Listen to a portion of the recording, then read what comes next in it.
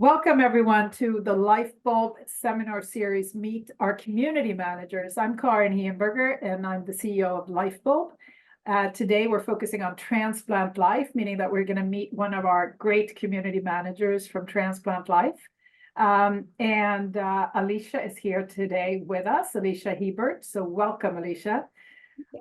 I want to add that this space obviously is really, really interesting. All disease areas are interesting to me. It's fascinating to hear about, the stories and how you've kind of survived and struggled and conquered, and how we're essentially living now after we're on the journey. But transplantation, of course, is very special because I myself have gone through some of what you have gone through, but every story is unique. So Alisha, welcome, and I'd love for you to say just a few words about who you are and why you're part of the Life Bulb team. Yeah, I feel like that's going to be hard to distill down into a few words, but I will do my best. Yeah. So I am a back-to-back liver transplant recipient. I was transplanted in 2020. My first transplant was from my brother, who was my living donor, and then I was retransplanted 3 days later from a deceased donor. And I joined the transplant community in 2021, I believe. And really quickly, early on, knew that this was the place that I wanted to be, where there were conversations that I really wanted to be a part of. And my role grew from, looking for support and needing that support to now I get to provide that support to others through my main roles, which are support groups and working with our champions and doing the one-on-one support there. So it's really been like a full spectrum journey for me with TrasnplantLyfe. So, Alicia, it's really interesting to hear. First, I mean, I'd love to hear more about that, how that went with the living donor and, brother, very emotional, and then it didn't work. And 3 days later, you got a disease donor. That's really remarkable, right? That it happened so quickly. It's really fortunate. But then also that journey that you had where you needed help, first medically and then mentally and, support, maybe practically. And then you've gone to the other side where you're now providing support. And I wonder if there's something unique about transplant patients in the sense that there's enormous gratitude because there is, that gift and that intense medical, period that you want to give back. But then at the same time, we're always learning, right? So you're learning as well as we're going, and you can find people who can still support you. So, just any reflection, comment on that? Yeah, I feel like I did not come into this saying I wanted to work in transplant. I didn't want to do any of those things. So it's kind of funny that I really found myself here. And now this is literally my whole life as I'm here at TrasnplantLyfe. And I work with so many other organizations just supporting transplant patients and working with chronic illness and grief. And I work a lot as a somatic yoga teacher and with nervous system therapies and really getting to that chronic illness and that medical trauma that I think I grew up in the medical system. I was diagnosed with a rare condition at 4 months old. So I've only known medical life. This has kind of been my normal. And yeah, I unexpectedly kind of found myself in this position of giving to my community. And I didn't really see it as, this was going to be my job. This was going to be something that I was going to do. It really just kind of evolved of I was fascinated with my experience and I really wanted to talk about and tell my story. And then I realized people started latching onto that and they said, me too. I experienced this too. And really that's kind of where it all started, was from that organic place of telling my story and what I'd been through. Isn't that I mean, it's great. I think we've had a post about this on TrasnplantLyfe where it's you share something that you've been through that is significant and very perhaps traumatic. And then when someone says, I went through that too, then you feel, oh, there's a friend or someone I can lean on. But at the same time, you feel like, oh no, that person also went through that.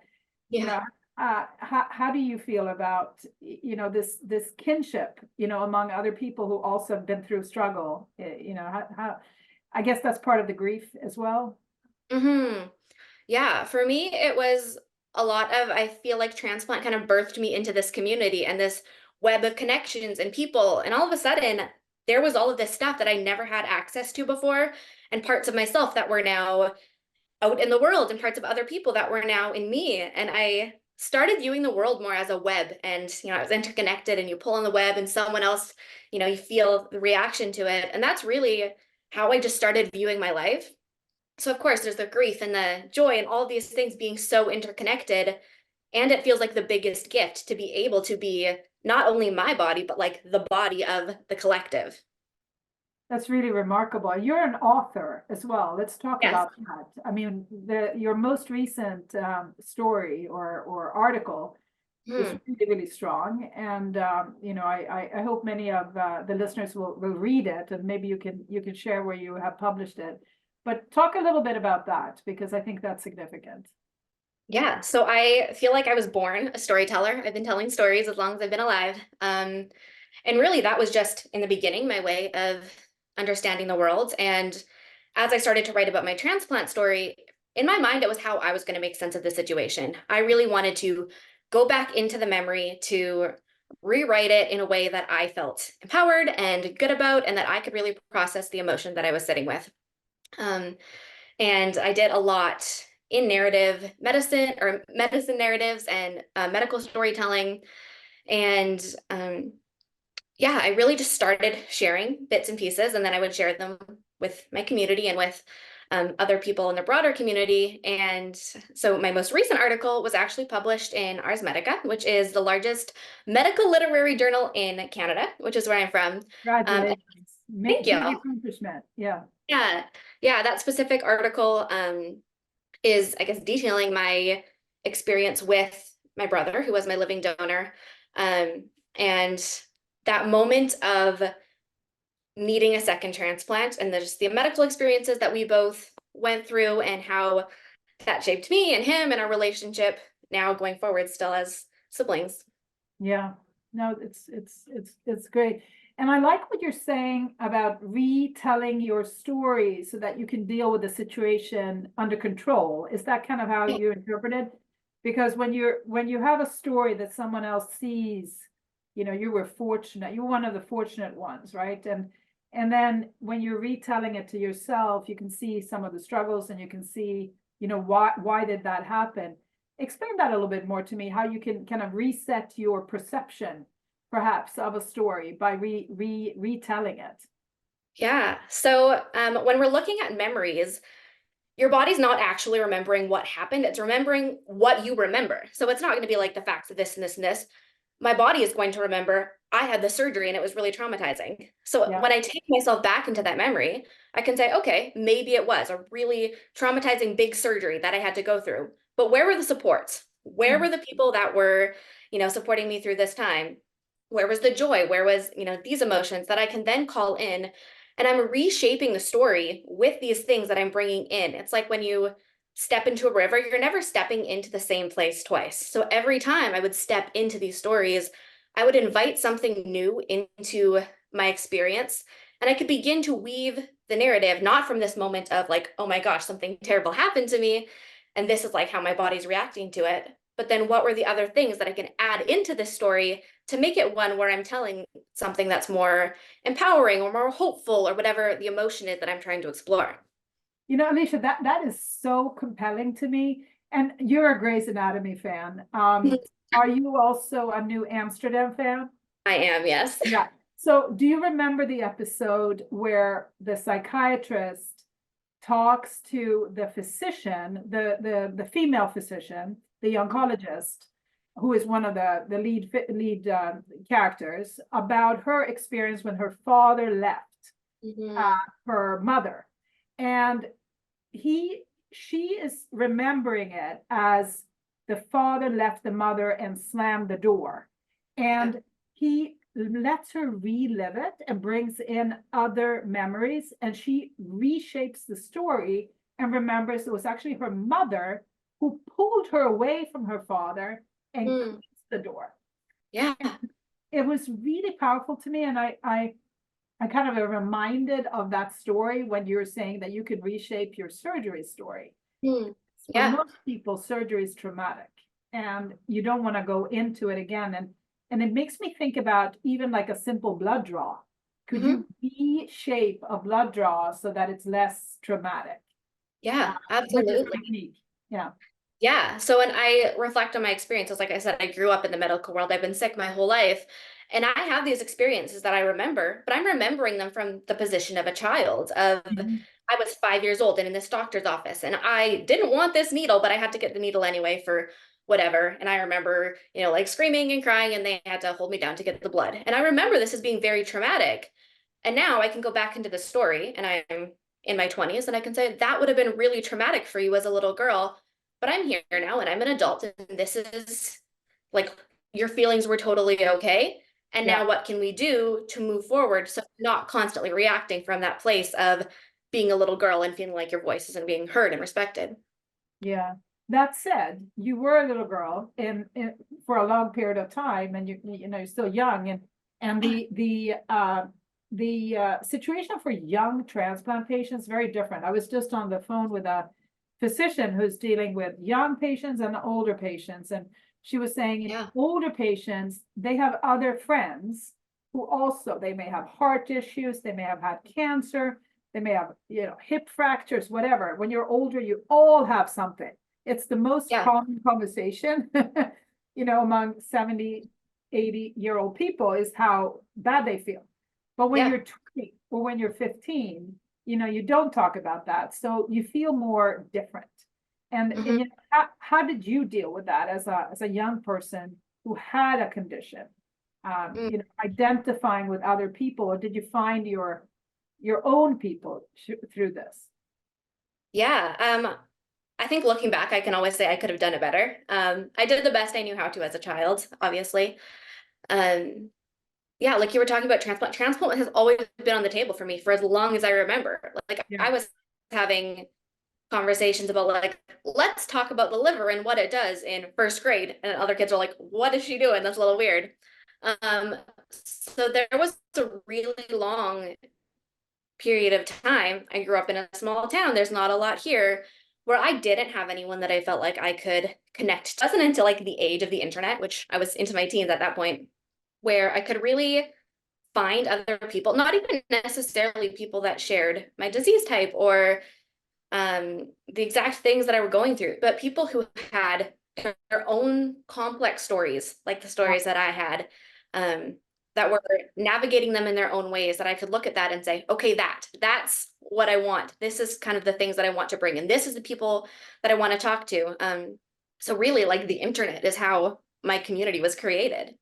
That's incredible. That's, people are always complaining about social media, and, there were these attacks against the CEOs of the big companies, recently, how bad it could be for children, and, suicidality and so on. But there's Yeah. a big impact of the internet on, groups of people who could otherwise not connect.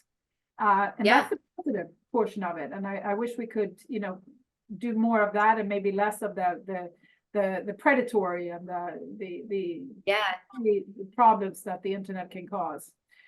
So your Yeah. I agree. community was always online, Mhm. you were familiar with that. Yeah.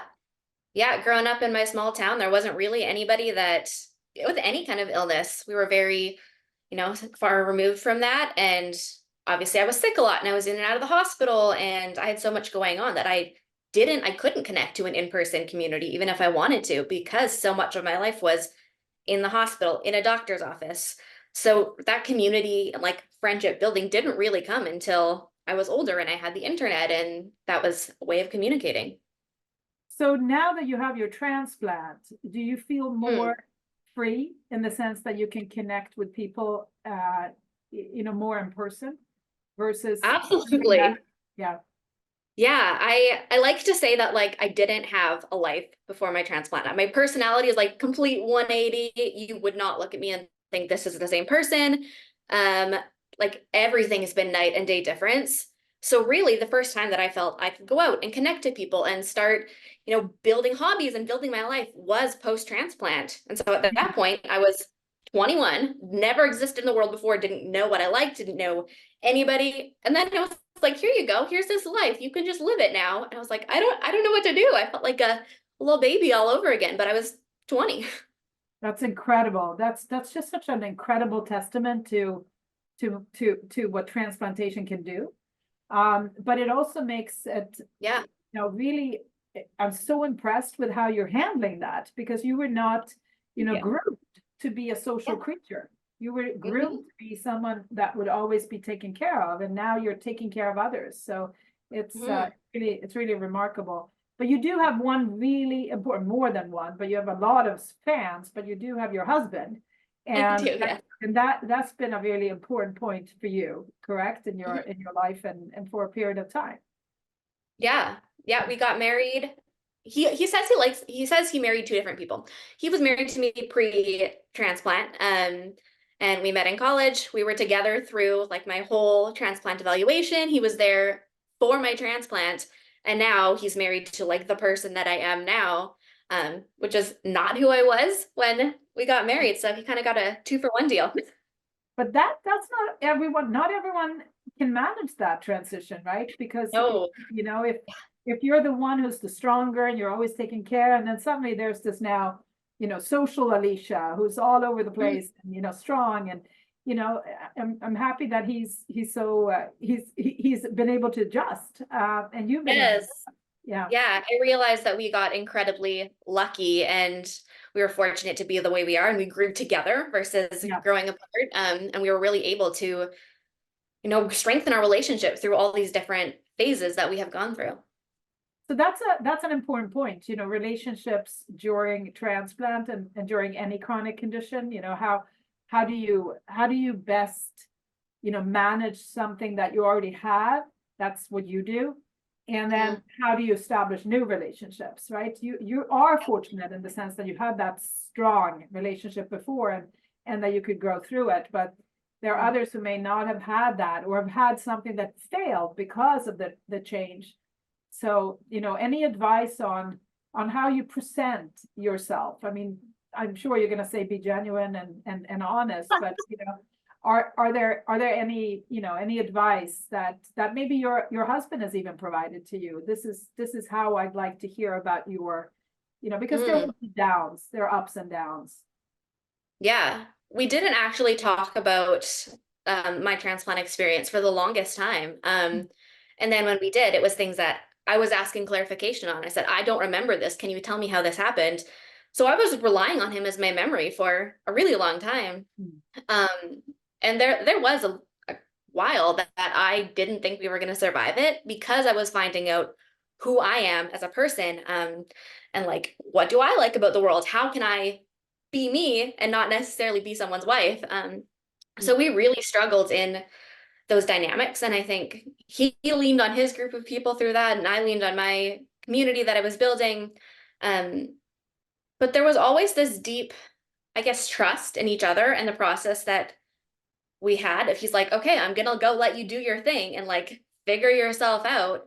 And I have faith that you can do this. And that was really, I think, what brought me back when I was Mhm. ready to be done is his faith in me, even when I didn't have faith in myself. Mhm. And I think that can be anybody in your community. If there's some people that have the faith in you when you can't be strong for yourself and you can't muster up the courage, those people that can say, hey, like, you're okay, you can, I got you. I Yeah. think that's just, there's not a replacement for that. No, and I think we have people like that. We're fortunate because Mhm. there are a lot of people who may say they want to help with practical stuff, during the hardest points where, well, Yeah. maybe they're not the hardest, it's more the practical. But Hmm. then living every day may sometimes be harder, right? Yeah. And having them there, and also not being overwhelmingly there. So Hmm. it is something. So what about your brother? How is that going now? Yeah. So he just finished up college. He is doing amazingly well. I try not to talk about his story too much and let him share that. But yeah, he is doing absolutely remarkable. We are insanely close, closer than ever. And we had both gone through so much in that initial surgery phase and not being sure if either one of us were going to pull out of it, Right. that to be where we are now, just like alive and thriving, and able to be active and all of that it's a wonderful gift and I wouldn't trade it for anything. it's amazing that that he pulled out. I mean, it would have been tough, right? It would have been really incredibly tough, especially since you had to get another liver as well, and he Yeah. went through all that. It's Yeah. something that is hard to even understand, right? And Yeah, I still feel a lot like I can't necessarily understand. I was unconscious from my first transplant to 2 weeks after my second transplant, so I remember nothing. But I can imagine for my parents and for my brother and my husband, the feelings of, not being sure if either one of us were going to pull out or if that second transplant was going to come.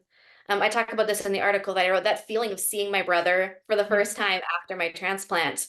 Like he wasn't allowed to be in the hospital. This was during COVID. And so I was released from the hospital, I think a month after my first transplant. And I saw him across the street as we were walking back to the apartment that I was staying in. And I just started breaking down because I'm like, okay, now I can see him. Now I know he's okay. It's not just they're telling me anymore. It's like he's right here. And the magnitude of everything that he did and everything he was willing to do just like hit me all at once. yeah. And that's a moment I'm not going to forget, is just seeing him and feeling all that love that, yeah, you don't really get to experience in just like a regular day-to-day relationship. I love all my siblings very, very deeply, but it's different when you have that moment with them and you kind of see and everything's put into perspective. I could not agree more.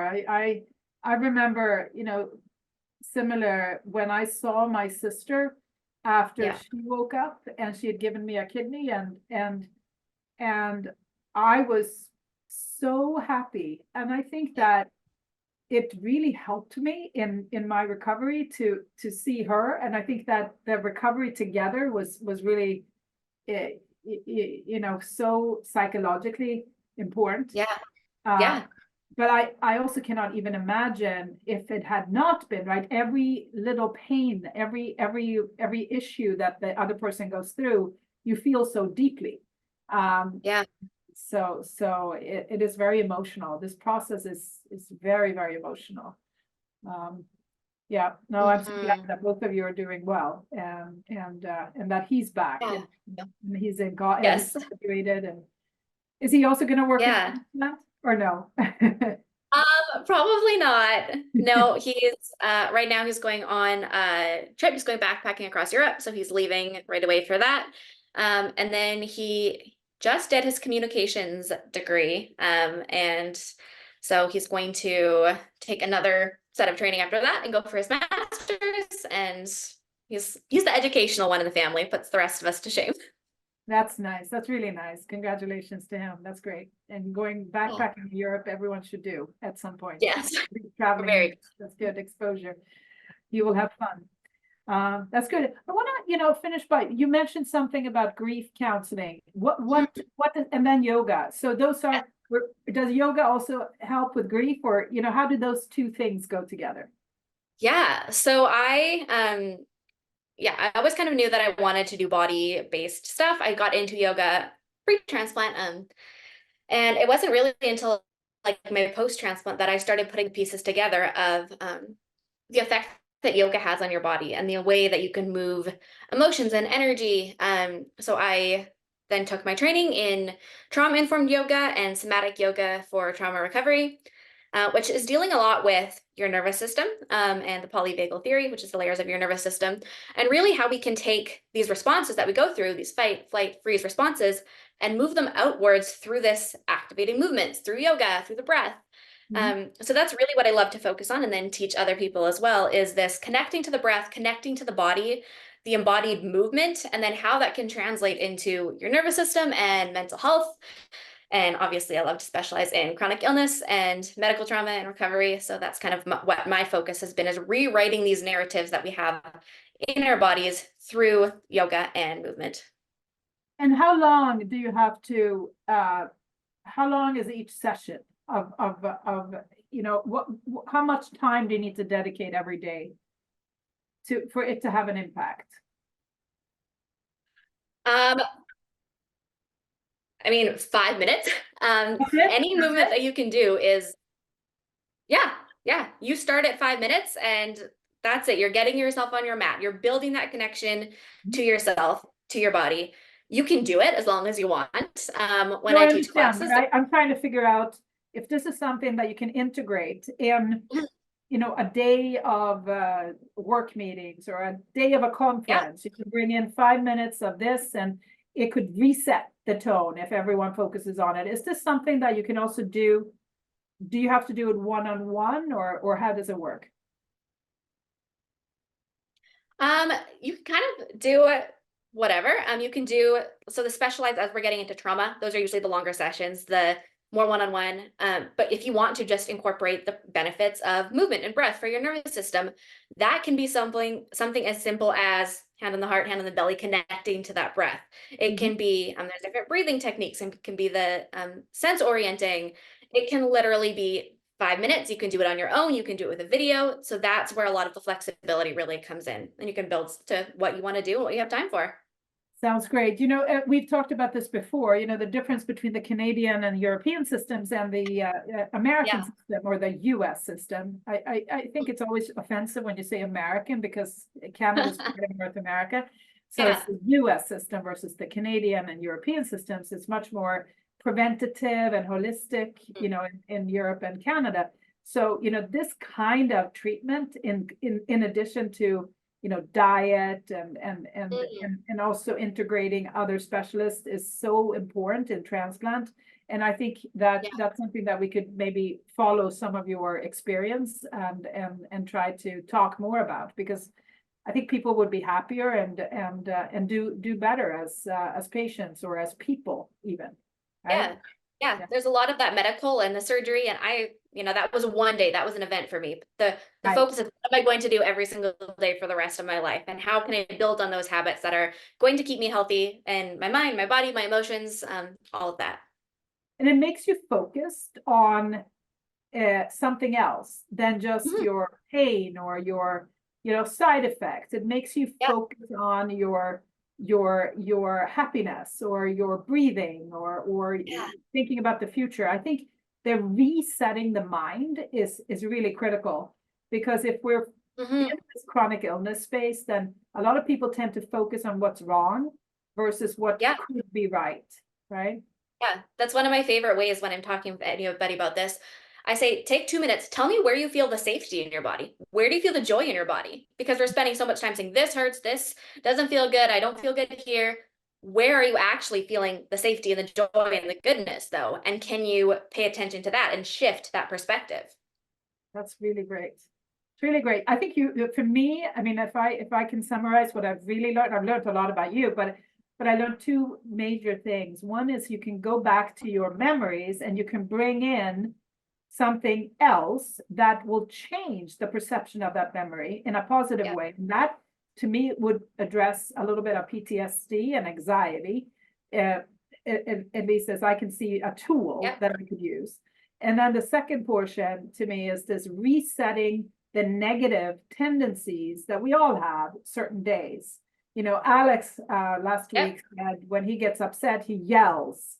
Like he goes and he yells. And I Yeah. think that's a good way of getting that energy out, right? It's a somatic, I guess, approach.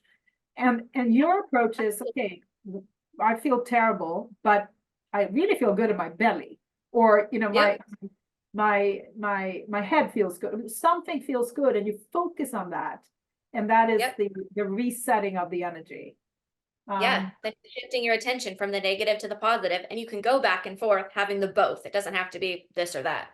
right. Because what I see often, and I want you to kind of give the final comments, but what I see often in social media and it doesn't help me at all when I see those statements where it's like, it's okay to not feel okay. Okay, so now I don't feel Yeah. okay, but it's okay that I don't feel okay, but I'm not feeling okay, you know? Mhm. So what do I do with that, right? It's okay to acknowledge that I can't always feel fantastic, but Mhm. I'd like a second sentence, it's okay not to feel okay, but then what am I gonna do with that situation? And what you're saying is that you can reset it by figuring out that one thing that actually does feel good. Yeah. Is Yeah. that a It's just fair, shifting that is that a fair attention. And analysis? yeah, that is exactly what it is. It's shifting your state. It's moving. So it's like, yeah, it's totally okay to feel exactly how you feel. That's a part of being human. And how can I use that to shift my state, to get into another nervous system state, to release the things I'm feeling? And I think that's a really important part of the conversation that, we just like to focus on. It's okay not to be okay, and not the here are the tools so that you can get yourself out of the state that you're in. Great. So to learn more from Alisha, either join support groups, right? Or continue the conversation on Transplant Life. Yes. And obviously you can also follow Alisha on Instagram. And maybe you can also on Transplant Life share again your article, because if there are people who have heard this and they haven't read it yet, I think it's worth reading. So yeah, I'll reshare that for sure. Thank you so much. I really enjoyed Thank this you. conversation. Thank Yes, you. this was wonderful. Thank you for having me. Bye bye now.